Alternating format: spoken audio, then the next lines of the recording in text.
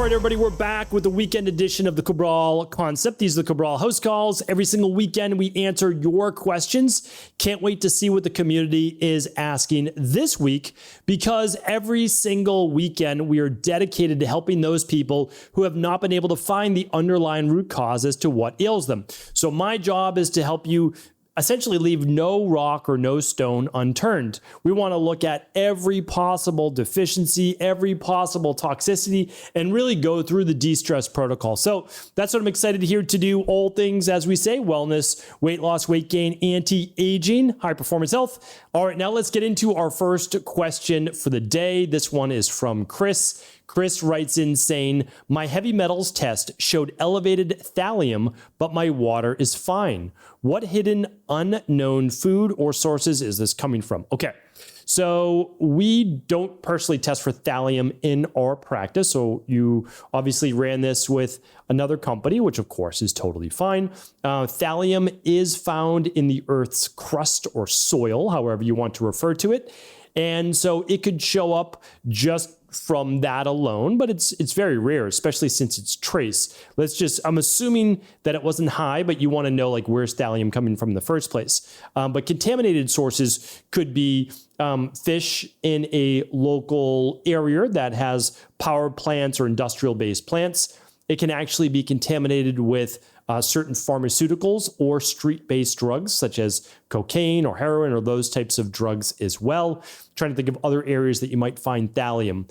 Yeah, those are the main ways. Again, anything contaminated food-wise that comes from the soil, and then fish from near industrial power plants. You can get it from contaminated water or air, but typically it is around these industrial, as I said, warehouse power plants that this is coming up into the atmosphere, coming down into the soil on plants or in the water. That's the most likely place that you're being contaminated by that. So Chris, hopefully that was helpful. And if it's not high, then they're just testing for, well, what would be relatively small amounts that you're getting through normal exposure living on this earth. And so small levels, low levels typically are not a huge issue. Obviously, any heavy metal that becomes elevated, we want to start to remove. So usually we're always doing the 7 to 21 day functional medicine detox, and then we're moving on to the 8-week heavy metal detox, which is very specific. And that's what we use in our practice with really great success. And of course, adding on to that, infrared sauna and sweating and hydration, fiber, all those things are of course great to do. So hopefully that was helpful. Anonymous says, hello, I've tested my hormones, but I didn't know it should be done by saliva test. I'm wondering if I can still make something out of the results of the female hormones I've tested in this way, or are these results completely off? They've tested follicular stimulating hormone, luteinizing hormone, prolactin, estradiol, progesterone, testosterone, DHEA, TSH, and cortisol. I understand it's not the same as with the saliva test, but hopefully it still means something.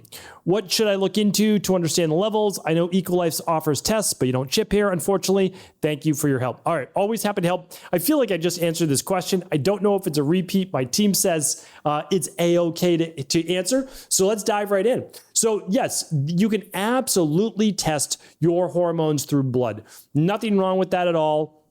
And honestly, totally fine with it. Here's the thing. You can never measure cortisol, though, outside of that time frame, and you have to make sure that you're looking at the free levels of something like testosterone. So I think it's important to understand that functional medicine at-home lab testing is superior for hormone testing because you're testing your cortisol 4 times throughout the day. So you actually get to look at that diurnal rhythm. Most people have normal cortisol in the morning, but is it normal at lunch? Is it normal before dinner? And is it normal before bed? Which is probably, I would say, arguably the most important time, right? Is before bed.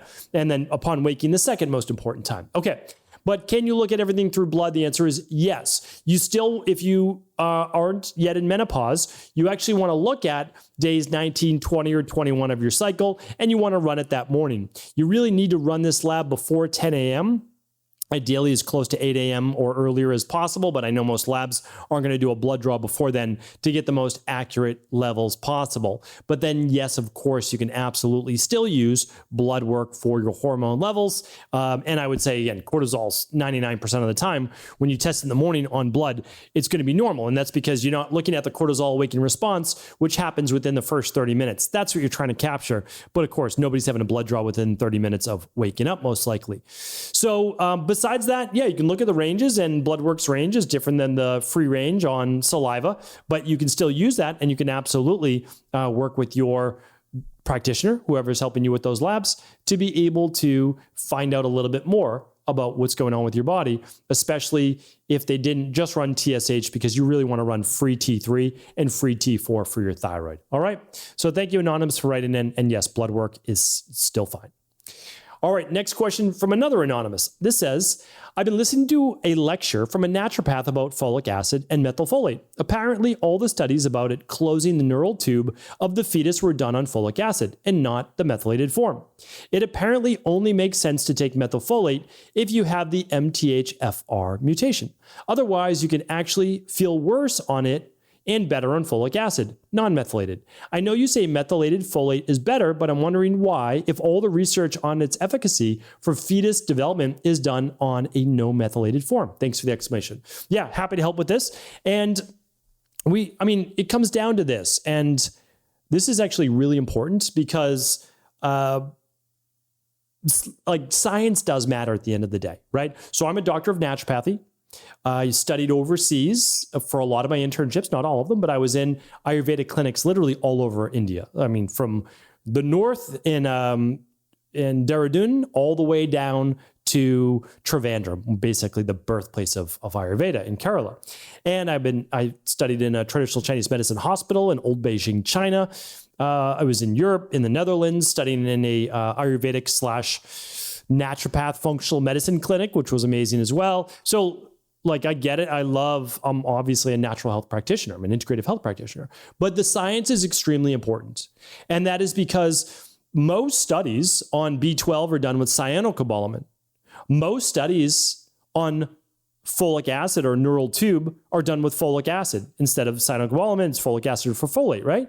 But that doesn't mean that is the best form, nor would methyl folate not work. And because I want to explain this, this is actually really important, but I'm not going to make it into a whole podcast, so I'm going to explain it now. When you take in folic acid from food or supplementation, it has to be converted to methyl folate for the body to absorb it. So I want to take us through this, because I don't want to just say, just trust me, believe me. I don't ever want to be that person. And honestly, no one should be that person. They should be able to explain to you the chemical reaction that takes place. So essentially, folic acid first gets reduced, so it gets broken down to tetrahydrofolate. All right, so tetrahydrofolate, folic acid, tetrahydrofolate, and then from there, it's going to get further reduced by specific enzymes to methylene tetrahydrofolate. Okay, so you can actually supplement with that form, methylene tetrahydrofolate. That is totally fine. And then from there, it gets in its fully form, which is what the body can then absorb, which is methylene tetrahydrofolate. All right. So with methylene tetrahydrofolate, which is what we use in our products, you are now able to get the fully formed version that the body can use. So MTHFR is the key enzyme responsible for turning folic acid into methyl folate, which is what we use. So when someone says, well, all the studies are done on folic acid, okay, that's just because folic acid was the first one discovered and it's the cheapest one, and that's what they use for studies, so no problem. If you used methyl folate, you are still getting folic acid, but in its methylated form. So what does that mean? Your body no longer then needs to use its own enzymes and methyl donors in the same way. Now, let's look at population studies. Not everyone has MTHFR, so methylene tetrahydrofolate reductase-based enzyme issues. So they're called SNPs, single nucleotide polymorphisms, which are essentially the enzymes, right? Proteins can be enzymes. And so when we look at this, we say, okay, yeah, not everyone does, but anywhere from 40 to 60% of the population does. So that means that they then have a difficult time converting folic acid to methyl folate. Now, this is important because when you say that you have a difficult time, it doesn't mean that you don't convert any. I think that's where we sometimes get lost. So it's anywhere from like 10% to 70%. You're down-regulated 10 to 70%. So depending on your issues with MTHFR, that specific SNP. Now, that means that still, no matter what, you're going to be able to convert some folic acid, but not as much, and it can build up more as a toxin in the body. Whereas those people who are fine and they take methyl folate, they're still fine. Now, you said some people have an issue taking methyl folate. I don't disagree because you can over-methylate as well, and that comes down to the dosage. So it's not the product or per se, it's the dosage, right? And that's because some people take 3 grams of methyl folate a day because you've got gurus online telling them that they should just keep doing more methyl folate, which is wrong, right? So during pregnancy, it's typically recommended for 800 to 1200 micrograms of methyl folate, not 3 grams. All right. So hopefully that was helpful. Again, folic acid has to get converted. It converts to the methylated form in the body to be able to be used. So hopefully that's helpful. All right. And it's a great question. So anytime, feel free to ask that question, and I'm happy to go through the specific steps as well. All right, Mel's up next. Hi, Dr. Ball. Thank you for your zest for all you do. All right, thank you. I have an undiagnosed autoimmune condition and completed your 21-day detox a few months back, which was pretty uneventful without any side effects. Okay, good. After the detox, I had a rough, stressful patch, and my diet went off the rails. So before beginning the Parasupport protocol, I thought during a 7-day detox would be a good idea to make sure my body was ready to handle it. The first day of the detox, however, my body reacted differently.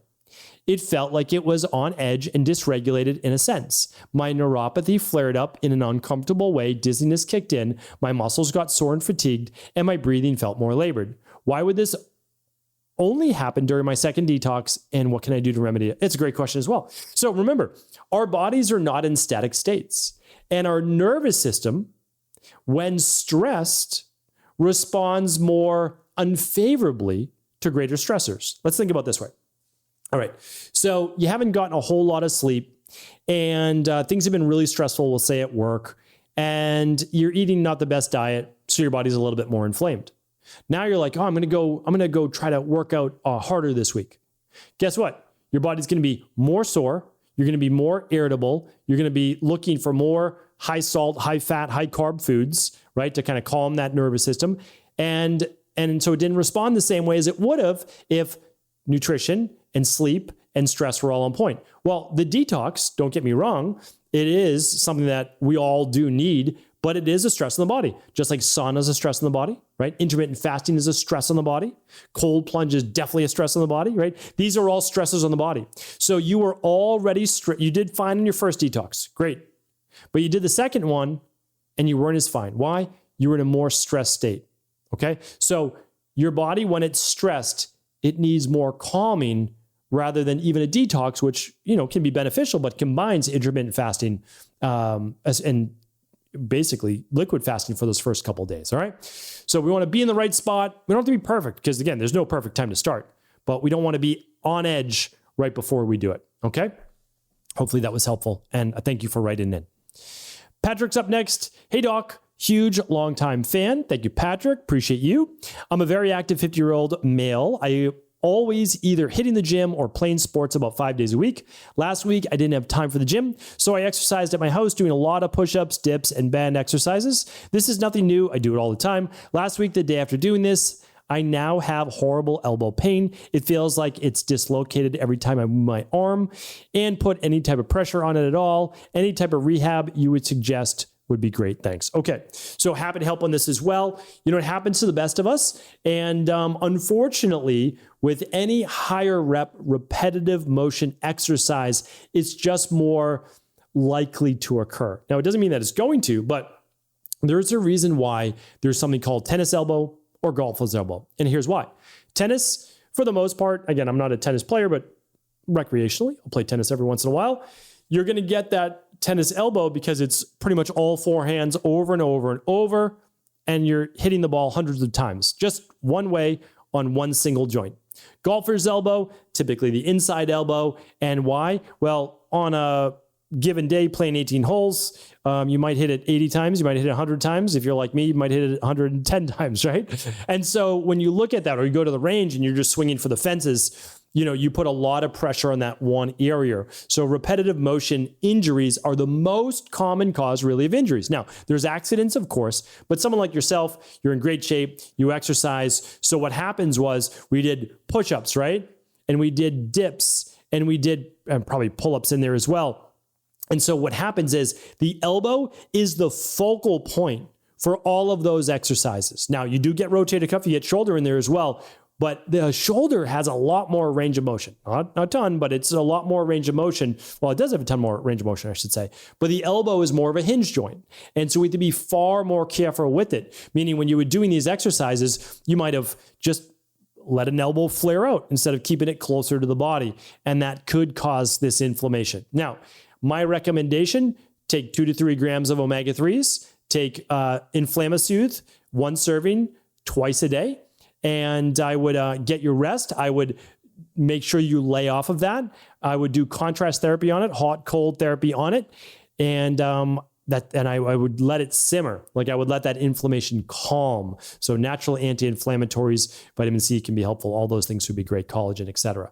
All right, so hopefully that's helpful. Patrick, let it heal, let the inflammation calm down, and then get back into your exercise gently the first week. Because remember, you're a very active 50-year-old. Good. We want to do this for the next 50 years. Stave those elbows. All right. One more question for today is from Ricardo. Ricardo says, I have had great benefits on doing your detox quarterly.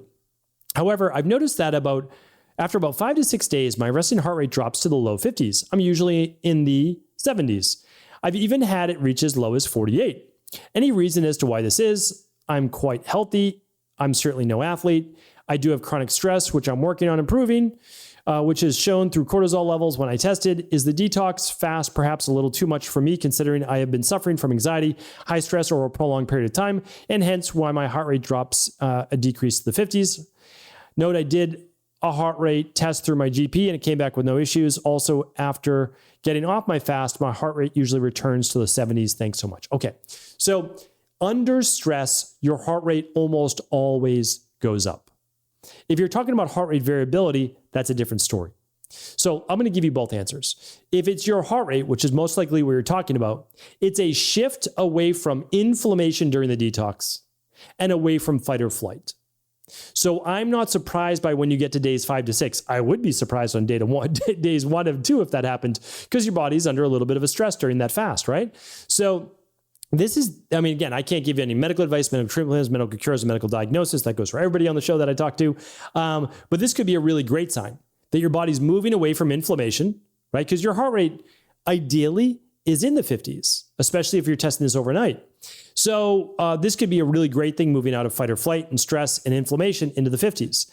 And what happens is it starts to go back up after the detox. I wonder if you kept basically the same daily nutritional support shake in the morning, you did a plant-based lunch for lunch, and then you did a paleo-style dinner, and would you be able to keep a lot of those results? That would be interesting to see.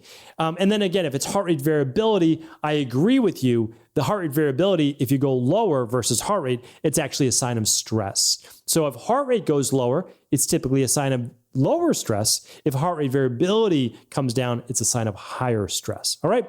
So hopefully that was helpful. Thank you everybody for writing into the show. This was great. Let's do it again tomorrow. I will be back. And of course, as I always say, feel free to share the show if you believe it can serve anyone else in your family, friends, community, loved ones. Thanks so much. Take care. Thanks so much for tuning into today's show. Before you go, don't forget to hit that subscribe button. I want to make sure that you're getting our daily content, not missing out on anything. Functional medicine, wellness, weight gain, weight loss, anti-aging, living longer, stronger, and all of the most cutting-edge research. And if there's any topics you want to hear, feel free to leave them in the comments below. Take care.